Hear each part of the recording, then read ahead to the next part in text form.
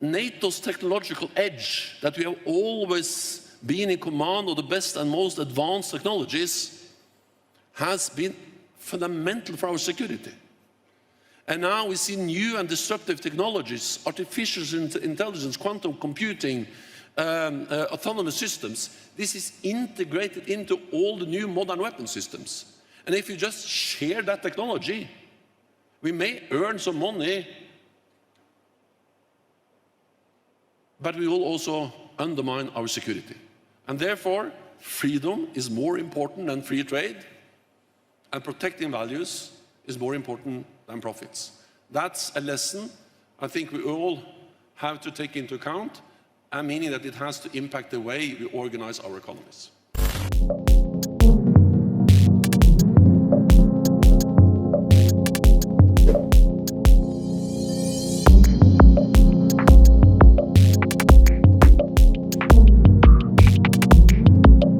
President Putin's war on Ukraine has shattered peace in Europe.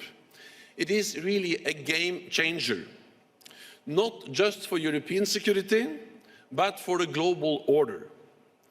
NATO has two fundamental tasks in response to Russia's aggression: providing support to Ukraine and preventing the war from escalating.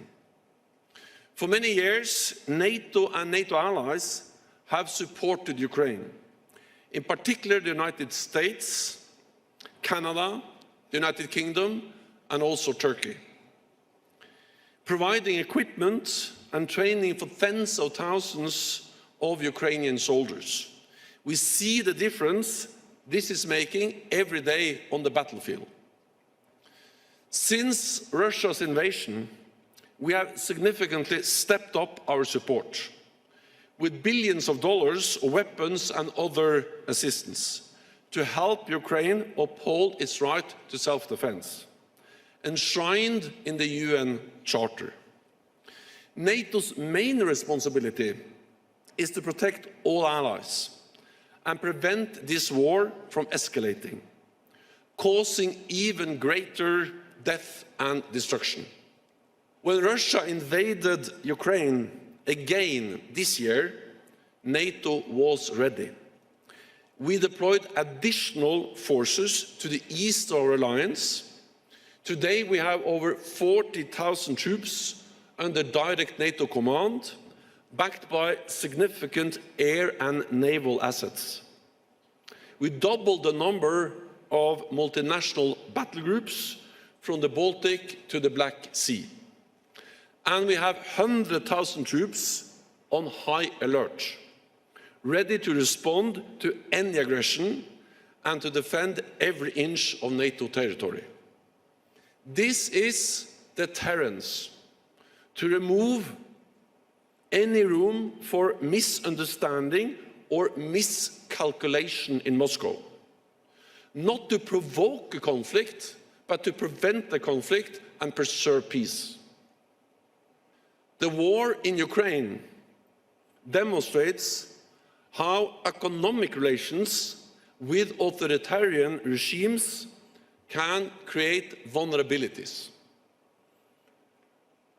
Over-reliance on the import of key commodities like energy.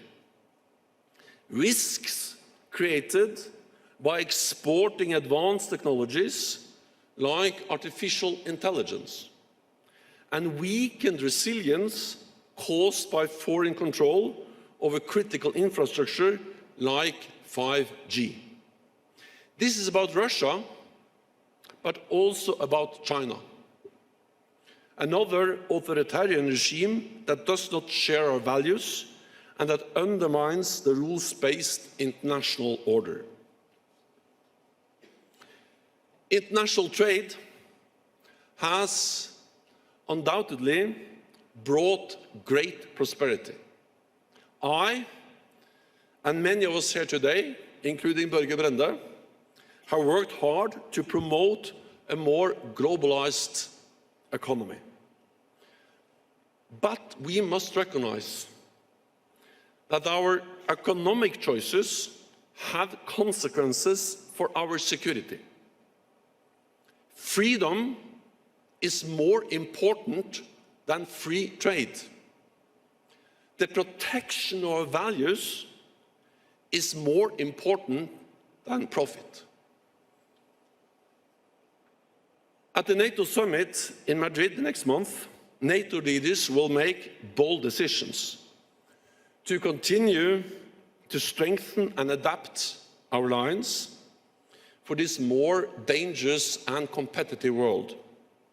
The conflict in Ukraine has underlined the importance of Europe and North America standing together in NATO and are working with our like-minded partners around the world to defend our values and promote peace and prosperity. In the spirit of Davos, I count on you too. Thank you.